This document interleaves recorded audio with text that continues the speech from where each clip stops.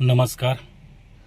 आज बऱ्याच दिवसातून आज मनाला एकदम असं आनंदीमय आणि आनंद झाला की तो असा की आज रक्षाबंधन.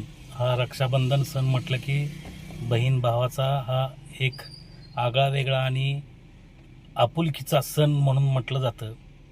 आणि आज याच सणाबद्दल जो आमच्या घरी तो आम्ही त्या सणाचा आनंद लुटला, त्याच्याबद्दल मला जरा थोडंसं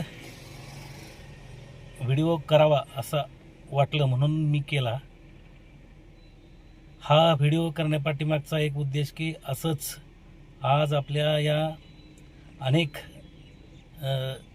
भावंड लहानपणी हसतात, खेळतात, बागडतात, लहानाची मोठी होतात आणि हीच भावंड एक दिवस मोठी होतात. प्रत्येकजण आपापल्या वाटेने, आपापल्या शिक्षणाच्या पातळीने, आपापल्या जॉबच्या नोकरीच्या शोधात बाहेर जातात, लग्न होतात, त्यांना मुलंबाळ होतात आणि पुन्हा एकत्रित आल्यानंतर जो आनंद होतो तो आज माझ्या मनात झालेला आहे.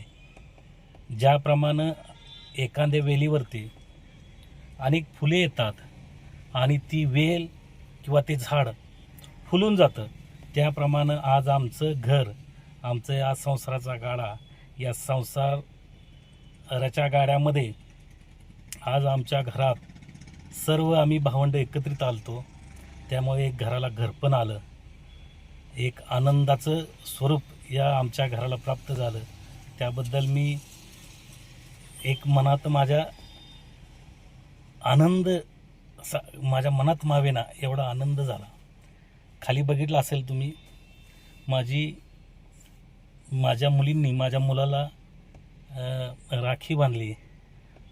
मी पुन्हा आमच्या गावी गेलो, म्हणजे दुळदेव माझं गाव आहे.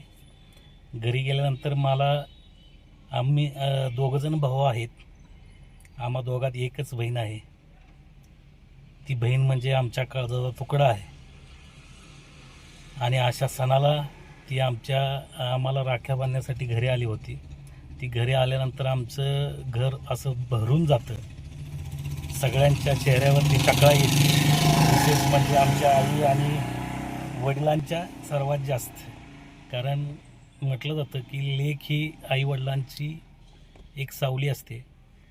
जर एखादी बहीण मोठी असेल तर आईनंतर जी माया देते ती म्हणजे आपली बहीणच अशी एक सावली असते.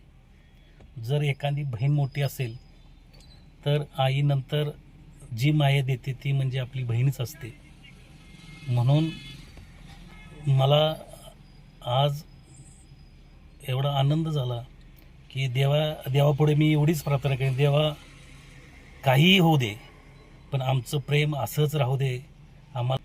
की देवापुढे मी एवढीच प्रार्थना करेन, देवा काहीही होऊ दे पण आमचं प्रेम असंच राहू दे, आम्हाला असंच एकत्रित सामावून घे, शेवटपर्यंत आम्हाला असंच एकत्र घट्ट पकडून ठेव आणि आम्हीसुद्धा राहू असं मला वाटतं. अशीच माझी ईश्वरचरणी प्रार्थना आहे. सर्व रक्षाच राहू दे, आम्हाला असंच एकत्रित सामावून घे, शेवटपर्यंत आम्हाला असंच एकत्र घट्ट पकडून ठेव आणि आम्हीसुद्धा राहू असं मला वाटतं. अशीच माझी ईश्वरचरणी प्रार्थना आहे. सर्व रक्षाबंधनाच्या सर्वांना हार्दिक हार्दिक शुभेच्छा. प्रत्येक बहिणींना तुम्हाला हार्दिक हार्दिक शुभेच्छा. प्रत्येक बहिणींना तुम्हाला तुमच्या आरोग्याला, तुमच्या संसाराला अनेक शुभेच्छा देतो. आणि आपल्या भावाबरोबर असंच मैत्रीसारखं, वडिलांसारखं, आईसारखं नातं असंच पुढं प्रत्येकाने जपावं एवढीच माझी अपेक्षा आहे. थांबतो.